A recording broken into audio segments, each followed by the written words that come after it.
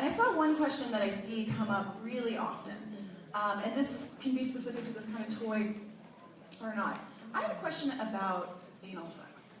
And a consultant that said, you know, this is something that personally I am just not interested in. So it means that I really don't know anything about it, and I'm having a hard time talking to my customers or offering any kind of anal play products.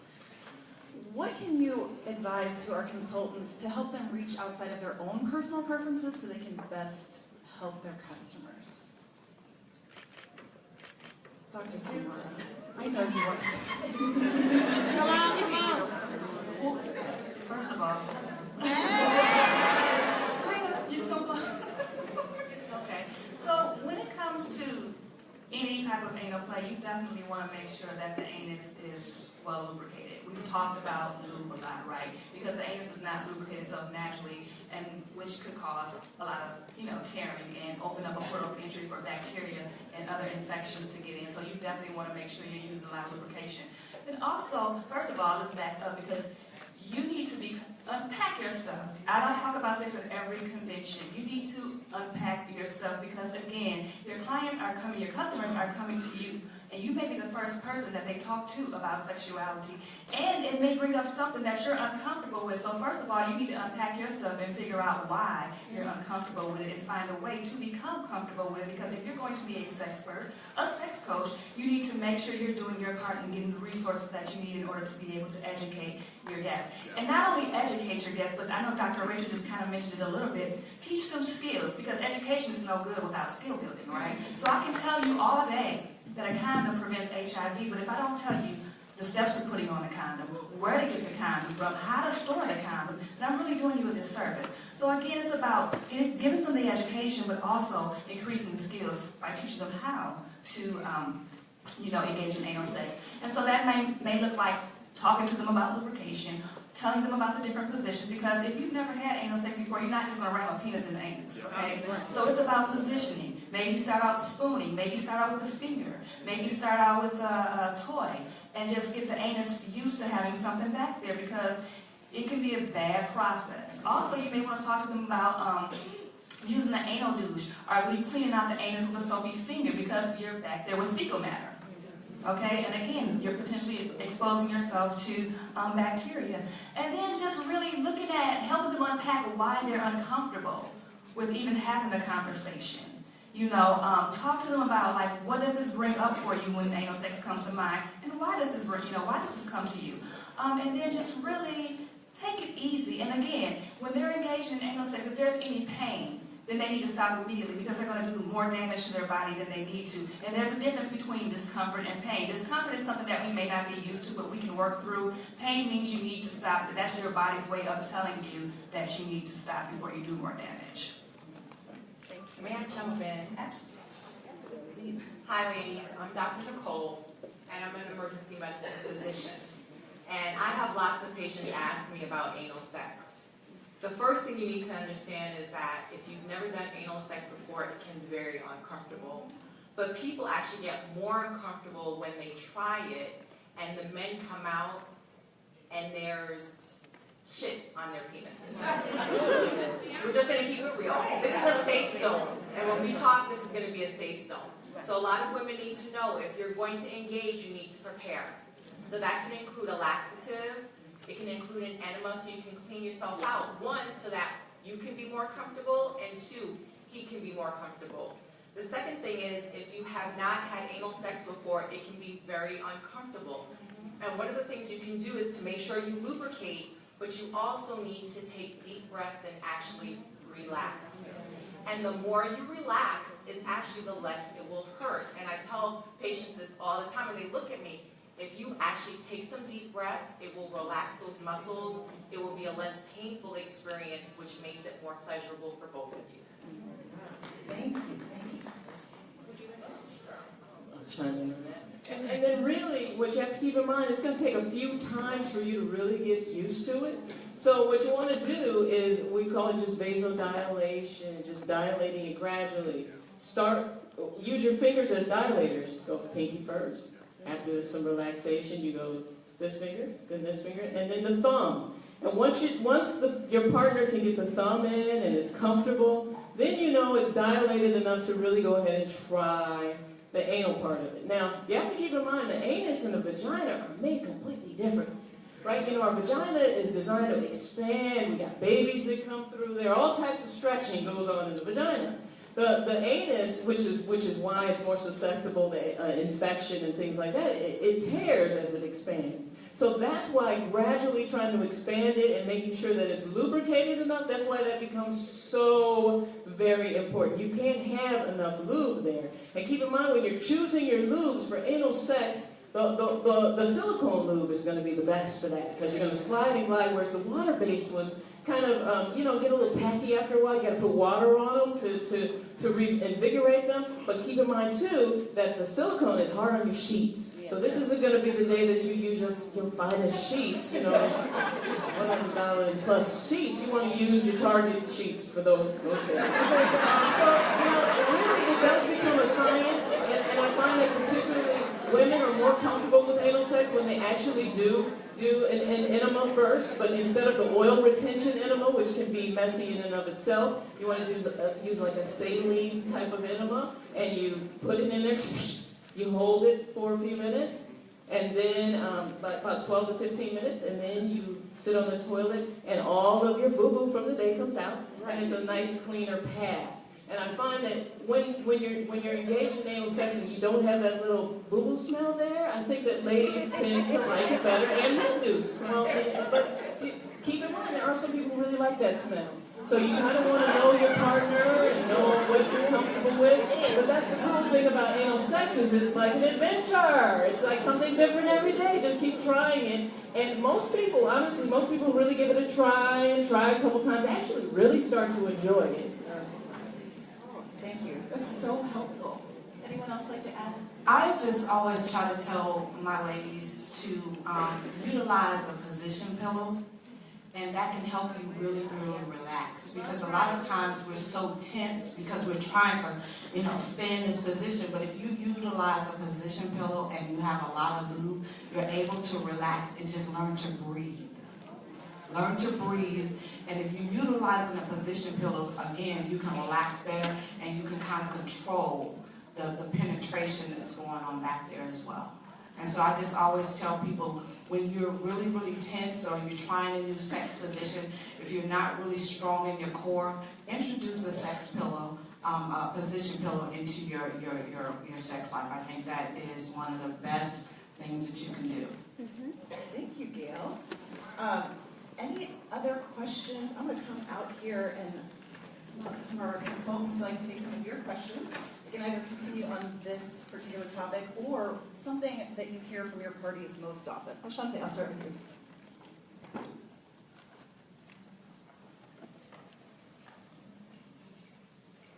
Hi.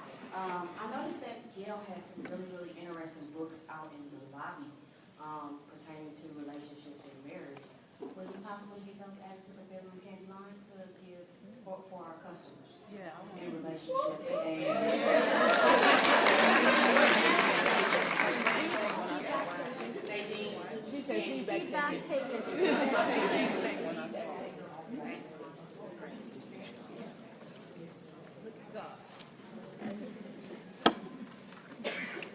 Hi, I have a question for Dr. Rachel. Earlier you had talked about training in reference to coaching, sex coaching. So how do you go about doing that if that's something that you're interested in?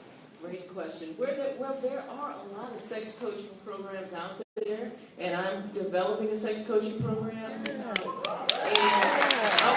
would love for you guys to be like the VIP group that gets the first dose. Can we be the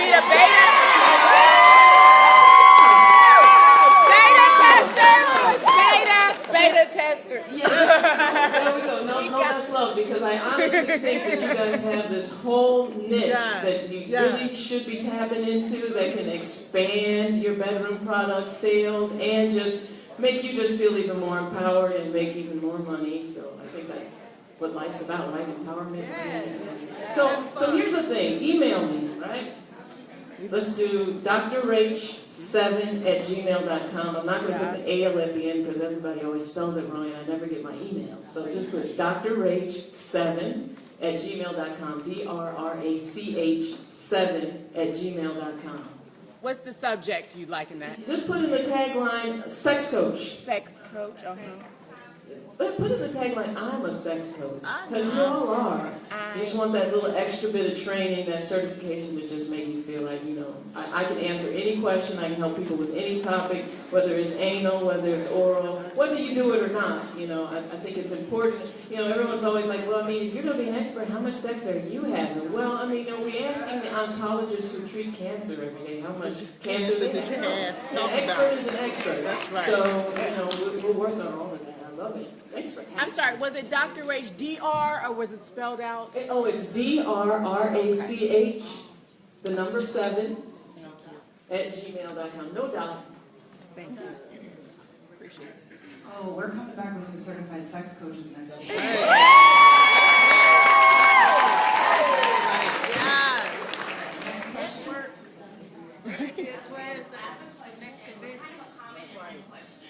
So one of the comments that I had, going back to what you were talking about earlier, Dr. Rachel, about different foreplays and that. So my team, we were talking yesterday about if you guys have an alter ego, or what's your guys' like, Oh, that's a good question. girl name or guy name, or who your other person is. So I think some, like coming up with a different person would probably help you do stuff that you normally wouldn't do. Yes. And we were trying to like think of if people didn't have their name, like what your name would be, like Sasha. Or I'm not gonna give people who their alter ego is. But I was curious, do you guys have alter egos? And how did you come up with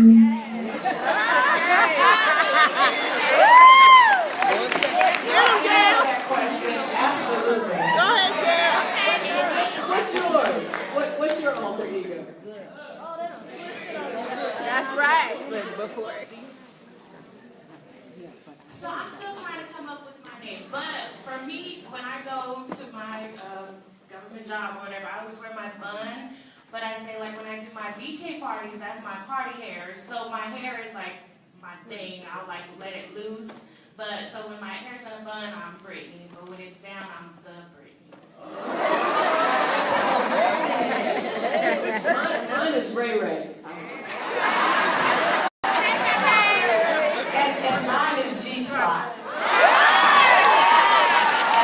And that's for real. I mean, you can call my husband as G-spot. And I believe that you should, you know, especially if you wear different hats, I believe that you should be able to transform into anything. And that's why I always, in my presentation, I said, ask your significant other, what is this fantasy, right? And so I'm constantly always asking my husband, what is your fantasy? Because I want to be those things, right?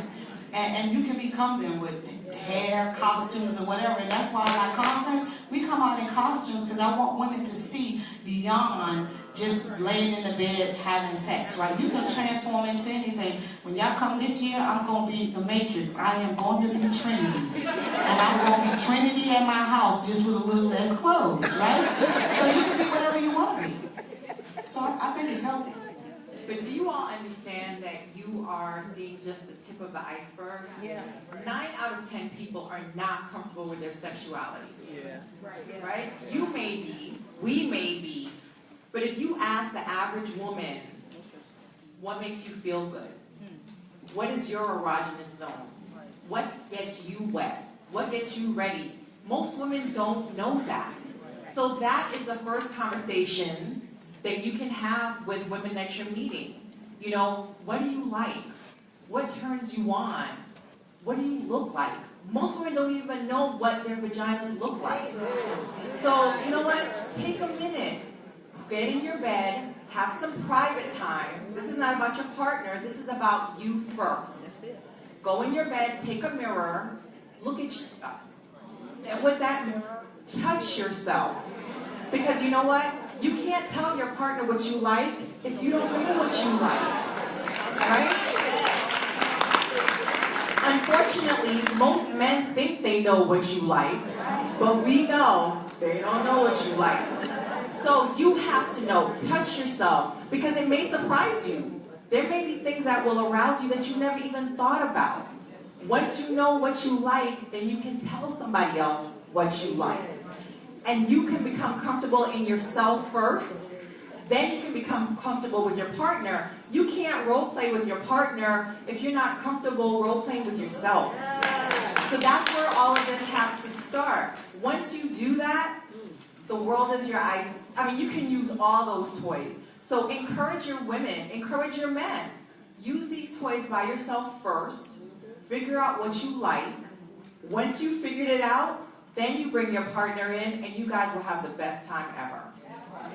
And I think Dr. Nicole makes an excellent point in that we got to remember that there's so much shame and stigma and taboo surrounding the woman's body and sexuality. And there's so many unhealthy images of the media when we're talking about sexuality. So it's so important that you take it step by step and really help people to become comfortable with themselves and their sexuality. That's the first key to empowerment, owning your sexuality. And I talk a lot about that in my book, I Am Sex. And really just understanding the spectrum of sexuality, because we keep forgetting that sexuality is so much more than physical intercourse, right? Our sexuality is who we are. It was how we were created. We're all sexual beings from the time we're born until we die. And then we have to look at how our life impacts our sexuality and the dimensions of sexuality, right? Because sex is physical, it's emotional, it's mental, it's social, it's legal, it's biochemical, it's energetical, it's institutional, it's political, and it's financial.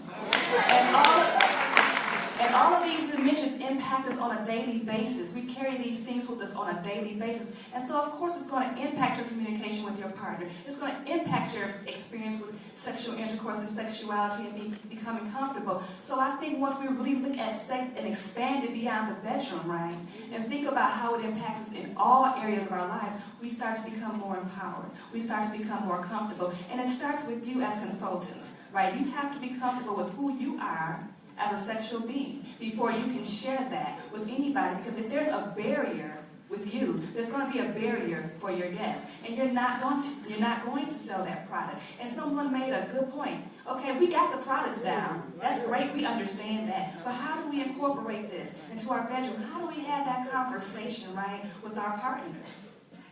And if we're not teaching that, then we're kind of doing our party guests a disservice.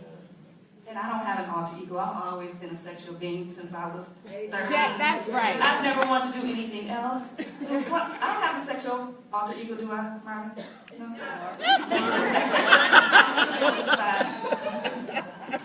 Remember, sex is a gift, right? It's a gift. God gave us this gift. In the beginning, there was man, and then there was woman. So there's nothing dirty about sex. There's nothing to be ashamed when it comes to sex. And you should embrace your sexuality. Love it for who you are. Look in the mirror, love your imperfections. Love those creases, love those wrinkles, love those dimples. Own them. Because when you own them and you love them, you're gonna flaunt them. And guess what? Your partner will love them too. So just remember that if you think about sex as a gift, rather than something that needs to be hidden, you approach it so differently. You will approach it with respect, right? You need to respect your body. Your partner needs to respect you. You approach it with love. You should love yourself first. You love yourself first, then people will love you because they'll see that in you. And that all is a part of your sexuality. It's a part of your spirituality. It's a part of who you are. We are whole beings, and sex is just part of that being. That was amazing. Thank you.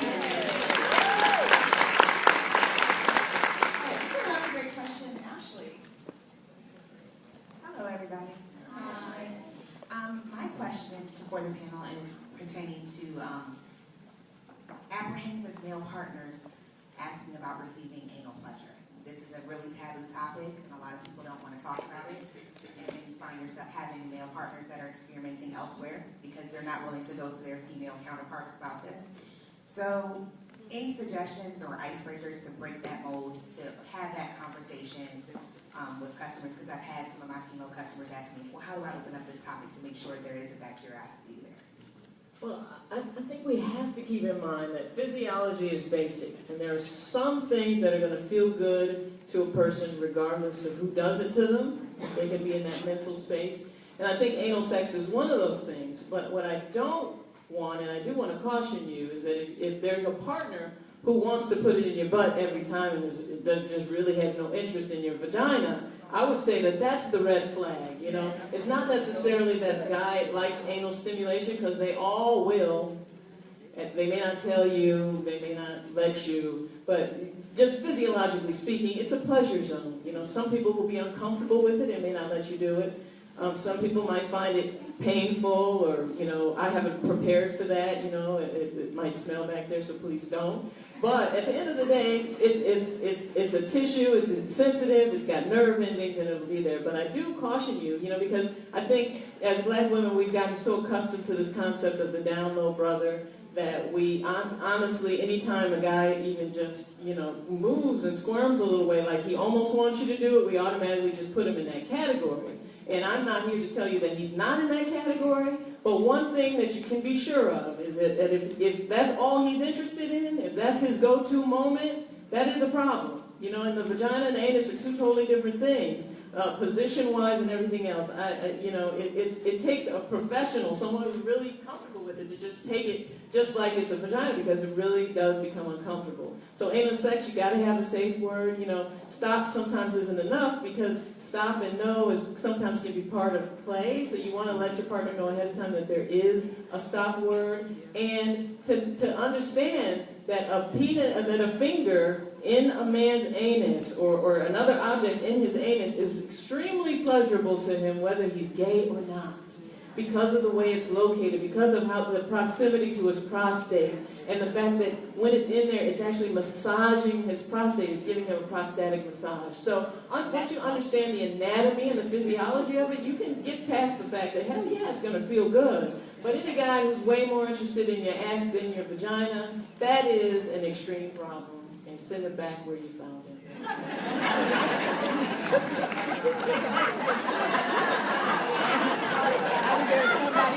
You're right. You are right. As far as having the conversation, though, between a woman and a man, I think sometimes it's harder to have that conversation. A lot of times it might be easier if you gauge them by just touching them. And the easiest way to do that is, if you're having sex, you know, you'll put your hand on their bottom, you can put your hand in between their bottom, and you can just gauge, just gently. You're not trying to put anything in there. You're just touching him, just like you would be touching him anywhere else. If you're performing oral sex, you can touch under his testicles, under his balls, and you can move a little further back. Actually, if you massage, talking about prosthetic massaging, if you're performing oral sex and you put your fingers in between his testicles and push up, you're going to notice a difference. And so, again, it's about paying attention to your partner, because some people may just not like that, just like you may not like being touched in certain ways. So when you're advising your clients, just tell them, pay attention to how your partner breathes when you touch him in certain ways. Or listen to his heartbeat. If you're right on top of someone, you should be able to feel if their heartbeat is getting faster. That probably means he likes it. So sometimes people don't have to tell you they like it. Their body will tell you they like it, right? They'll get goose pimples. I mean, these are things that you should pay attention to. If you're paying attention to your partner, sometimes the words, even if they're embarrassed, their body will tell you that they like it. And that's one thing that you can advise them about.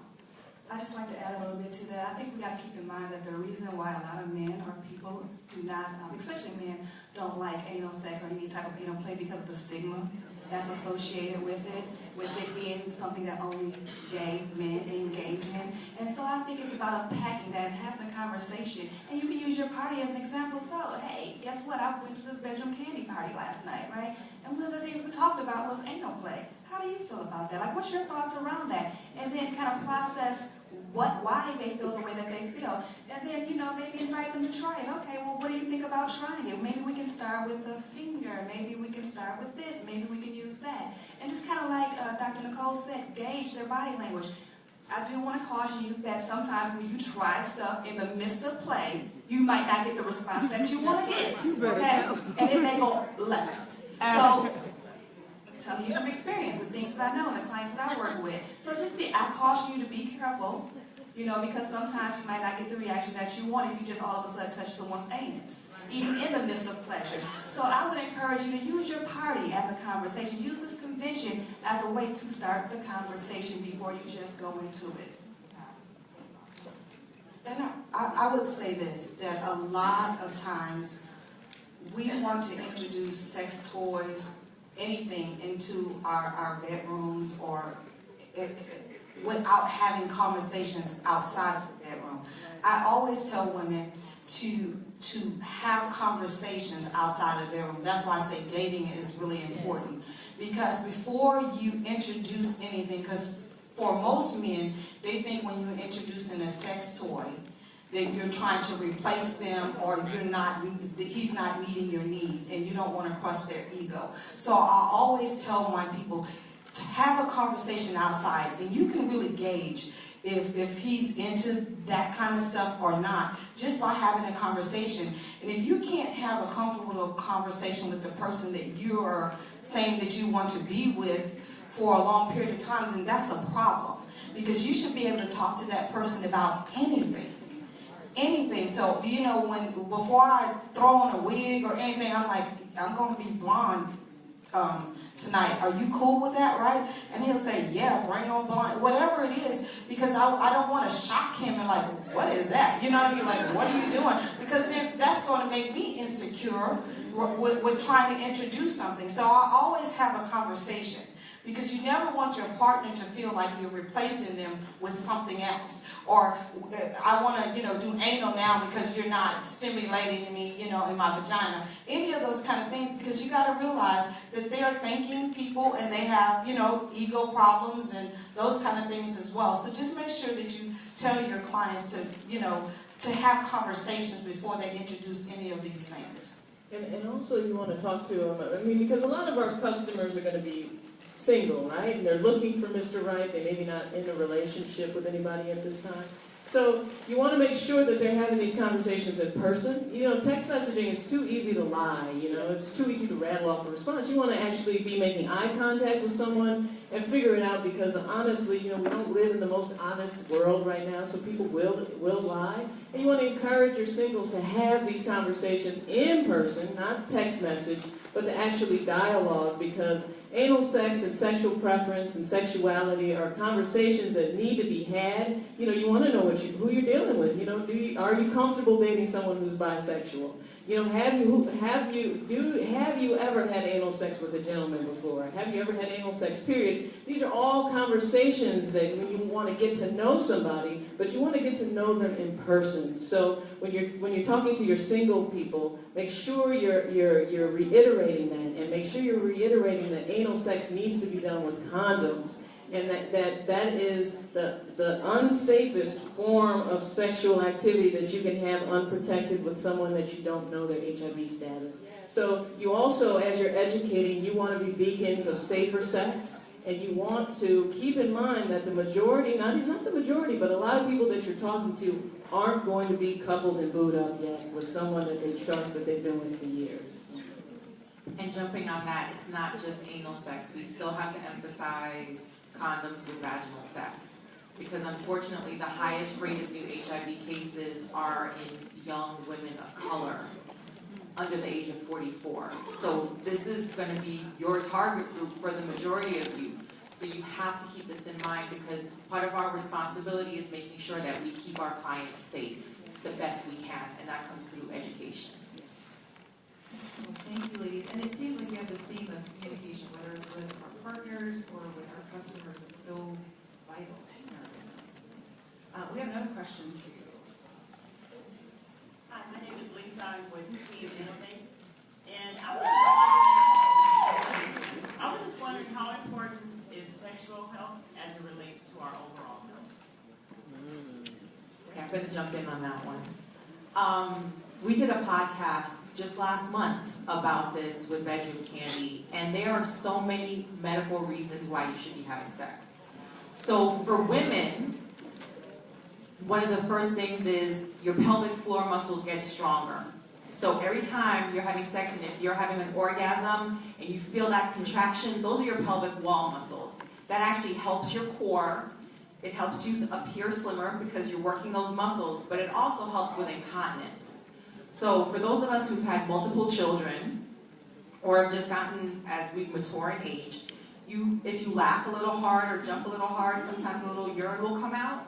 Well, those pelvic floor muscles will be strengthened with the more sex, and you're less likely to have incontinence.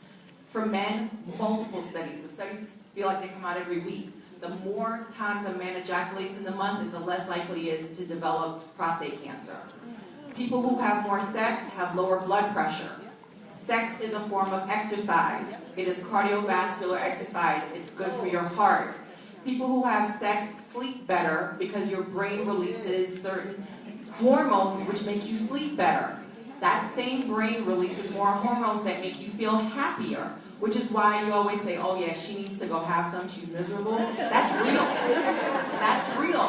When your brain releases endorphins, you're happier, you're nicer, you get along. When you have sex, those same hormones allow you to concentrate better. You'll be a better student, a better worker. Whatever project you're working on will come a little bit easier to you. These are just some of the medical reasons. There are multiple health reasons why having sex 2 to 3 times a week is good for you. It's real. Amen.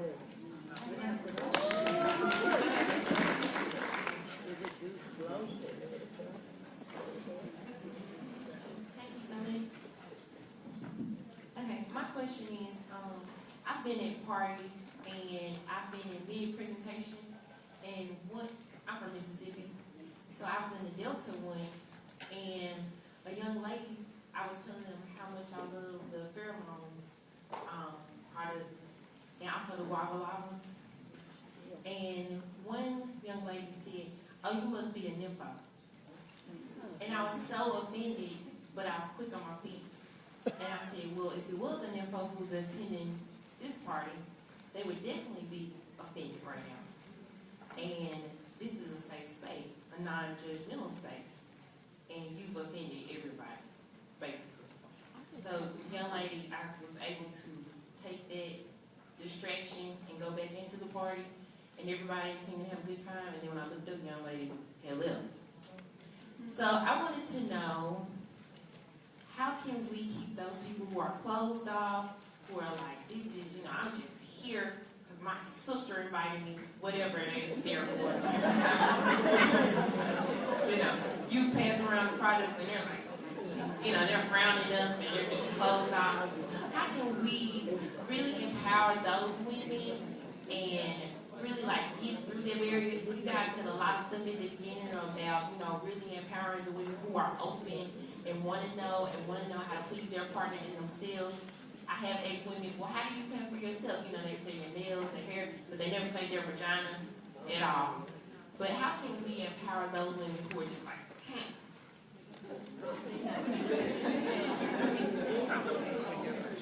That's a great question. But we always have to take things back to the church, and the church doesn't turn away sinners. You have to know that is probably lurking. Probably your biggest audience are those people who are bottled up and are freaks in the tiny little part of their brain, but that part hasn't come to surface yet. So when you reach difficult people by paying them attention and telling stories that they can relate with. And if you take that approach, each and every time one of those hard-nosed people comes in your door, they'll probably buy more product than anybody else because you've actually taken the time, you've acknowledged them, you've acknowledged their issues, you haven't ostracized them, you've been kind to them, you've given them extra attention, you've given stories to them that they can relate to, and you've listened to their stories, and you can slowly watch that wall that she has built up come crumbling down, and you'd be surprised, that'll become probably your best customer. And you can also, for some people, give them private, personal time. Like that person may be uncomfortable talking about that in front of a group of 6. They may not feel like that's their safe zone. So for those people, maybe while the group, they're going through the toys and maybe, they're playing with stuff and having fun, you can take that person aside and say, look, what do you like? And have that one-on-one time with them, because you're more likely to break down the barriers and the ice that way, and then reintroduce them to the group. Does that make sense? I believe that the world has perverted sex and sexuality. And so a lot of times we're very closed off, but you have to also know when you're dealing with people that you're going into an environment that you don't really know. You have to look at what happened to them in their childhood, what they was taught, from their parents. All those different things come into play when you're introducing them to new products and new things. Hello? So I just think that you have to, like she said, maybe pull her aside and hear her story. Because a lot of times she came there for some reason. Just because her friend or her sister invited her didn't mean that she had to show up. So she was interested, or something piqued her interest for her to even show up. Because you can say no and not show up. I don't care if it's your mother. You know what I mean? I'm just being honest. So she was there for a reason, and she was seeking some type of information. So you might just have to handle those type of people a little bit more delicate and try to see what's behind them being so closed off. Because it could be some trauma that happened to them when they was younger. But also with that, just keep in mind, if you pull someone to the side and you begin to delve into what's behind the reason that they're closed off, you need to be prepared for what may happen. Okay? And because if they've experienced trauma, the way the brain, the way the brain stores trauma is in fragmented pieces. And so when those pieces start to form back together, something that you said may create a horrible memory for them, and they may have a meltdown in your party. So it's about being prepared for what may happen. What I found that works best for me is giving my people that I'm working with permission. Because so oftentimes they've been told, it's dirty, down there, don't do this, sex is nasty, you're a good girl, good girls don't. And so they come into your parties with all this baggage, and I think I talked about that last convention. So if you have access to that resource, I would encourage you to go back and look at that in terms of how to interact with your party guests. But give them permission to explore their sexuality. Let them know it's okay. It's who we are. Help them to undo everything that they've learned about sexuality, all these labels, all this negative thing, the body is dirty, good girls don't. Like, you really need to help them unpack that. And sometimes excluding someone from a party doesn't do anything but create another barrier, because now you're focusing on them. And you're excluding them. So what you may also consider is working with your party guests. Who's going to be in the room? Who are you inviting to this party? What do you know about them to help me better prepare for my presentation with your party guests? Because I want everyone to feel included. Create that safe space. But I just caution you, when you start dealing with trauma and putting folks to the side and trying to dig into their history, and you're not prepared for that unless you're a therapist, it just may not work out in your favor. So just be careful. I just caution you to be careful with that. Because talking about sexuality in general brings up a lot of stuff for people, especially depending on your upbringing. And so you want to make sure you're being very easy with that. Because the pleasure part is fun. That's the part that we all get. It's the other stuff that people bring to the room that we don't get. Whether it's some type of sexual abuse, whether it's some type of rape or assault or something like that. So you need to be mindful of that. I just want to say something, even though I'm not up on the stage. I run into that all the time. People always try to talk about, oh, that's freaky, or, that's just some stuff for some freaky people. Well, I always make a joke of it to break the ice first. I'm like, girl, let me tell you, and then I'll start telling them about the simple fact that a majority of women have not even ever experienced an orgasm. And a lot of times they need to know their own body to be able to tell their partner what they like and what they don't like. And then I also tell them, and these parties aren't just about toys. Girl, we got all kind of good stuff and fun stuff. And then I bring up the fact that we have this massage oil candle that they've never heard of, or different things like that. Because sometimes people are not open-minded to actual toys. So for them, we show them that we have other things that they can check out that may pique their interest. But I would never make them feel bad about trying to make me feel bad. Because, honey, you can't make me feel bad. Okay?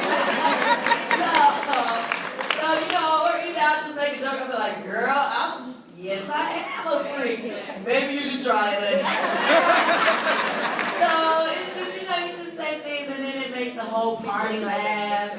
And then when they see everybody else enjoying themselves, then they'll, loosen up by the time that the party goes on, And the point is, you're not there to be psychological therapists. You're there to have fun, sell products, and everybody have a good time. So you breaking the ice is by no means trying to be someone's therapist. That's not your role. But just have fun with it. You know, take the time to get to know your clients, because if you want to build that rapport so that they'll come back to you and over again, they have to feel that you're vested in them individually. And for some people, that's going to be really easy. For others, that might not be so easy. And that's where taking that extra minute or two really could help you. Hello, Valerie with the Team Desirable Pleasure. And I have two questions, and I just want to touch on. So I have been told in several of my parties that some couples are experiencing male decreased sexual drives, and they're trying to find out, other than medical alternatives, if there's anything healthier that they can do, or something that the women themselves can do to help boost the male sexual drive as the men are aging. That's one thing. What kind of tips we can have there? And the second one is those couples that the women are, their male partners are uncircumcised, but they don't want to use protection because maybe their spouse or whatever, so that's not an option for them. They're wondering, is there anything they should do special for themselves as a woman when their male partner is not circumcised, so they can stay healthy? And is it something they can say to the male partner to help him to make sure he keeps both of them healthy? Great question. So, male circumcision, I mean, you know, recent studies have kind of indicated that if a man is circumcised, it decreases his risk of contracting any form of cancer of the penis. So I think and it decreases his risk of contracting HIV. So I think that if you notice in the media, there's a push towards circumcision, and they're using those two things to push towards it. But in terms of self-care, when you have a foreskin, you know, cleanliness is next to godliness with anything, and particularly when you have a foreskin, because if you don't, you end up with smegma kind of accumulating around there. And you'll find that women who have uncircumcised partners, if he's not really super clean about that, and cleaning around and cleaning under the foreskin, they really have hang-ups, particularly about oral sex. So having those conversations about hygiene becomes really important. And then your other question that you had about decreased sex drive, man, we could go on for hours just on this particular topic, but what I'm finding with a lot of patients is if you have cardiovascular disease, if you have diabetes, if you have hypertension, if you have any chronic illness or even allergies, number one, your medication can be interfering with your sex drive. Number two, what that's a sign of, anytime you have an illness like hypertension or diabetes, really what that's saying is that underlying in your bloodstream, in your vessels, you have a lot of inflammation in your body in general. And so what that tells me, when you have, whether it's a weight issue, hypertension, diabetes, that you have microvascular complications, which basically means that the blood vessels that go to the penis actually are being interfered with too.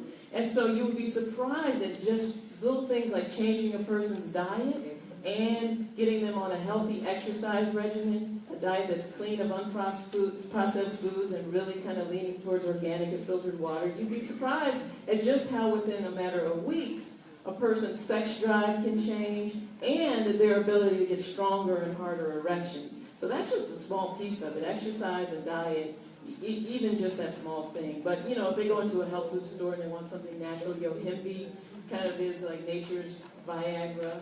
It does the exact same thing. But with yohimbe, you can't really gauge what you're getting. You know, there's no real, like, you don't know what brand to get, you don't know what tinctures they're using, so you really don't know what you get. So anytime you're using an aid like that, there's always the possibility that you keep an erection longer than you need to and you end up in the emergency room. So I always tell people, you know, if it's erections that's an issue, the cock ring is perfect. You know, it keeps the blood flow in there. You want the kind with a little Velcro on the end so that it's quick release, because a lot of times people put a cock ring on and you can't get it off and are trying to get the testicles. Because a lot of the cock rings that you see are just all one continuous piece of rubber. So having that Velcro release is important. And really just eating a small diet and exercise, avoiding processed food, and eating from the earth makes a big difference in male sex drive. Huge. Now, a lot of people will say, well, I don't have time to go to the gym. So when we say exercise, we don't mean going to the gym 5 days a week. It could be something as simple as going for a walk in your neighborhood after dinner, or getting up 30 minutes early and going for a walk in your neighborhood, or while you're at work, putting on your sneakers and walking around your building 10 times. That is exercise. That's real. Or while you're in front of your sofa watching television, get on the floor and do some push-ups. Do some crunches, do some lunges. You don't need to pay for a membership every month. You don't have to get in your car. You don't have to go and pack a bag. That is something that, those are tools that you have in front of you every single day, right? Organic food can be really expensive, but if you compare it but you can go to places like Walmart, even Walmart.com, Aldi, Whole Foods now have these programs where you can actually go in, and if you're a smart shopper, it ends up being about the same. Walmart just started this home fruit and delivery system. If you're one of the first few people, they're giving you discounts. I mean, there are all these programs for healthier eating, and you realize over time, it's actually cheaper to buy your food and prepare it than it is to go out every day and buy lunch, when you really don't know what you're getting anyway. And I think another, I'm sorry, Dr. Rachel. I think another important part to this conversation is the patient-provider relationship. Making sure that you're having conversations with your physician about your sex life and your sexuality. Making sure you're being open and honest with them, because they're there to provide you with the information, the tools that you need. Because a lot of times we don't talk to our, especially our family physician or our primary care physician about our sex life. We may say those conversations for our gynecologist or our obstetrician, maybe. But it's so important to know your body, to know what's natural for your body, what's healthy for your body. And when you're experiencing something that's not natural and healthy for your body, then you need to begin to have that conversation, because just like Dr. Rachel said, maybe it's something as simple as changing your diet, changing your medications, and being open and honest with everything that's going on with your physician, and just being an advocate for your sexual health. What an amazing conversation. We have come to the end of this panel, which makes me sad because I feel like we could spend the entire day here. But Dr. Rachel, Dr. Nicole, Gail Crowder, Dr. TaMara, thank you so much.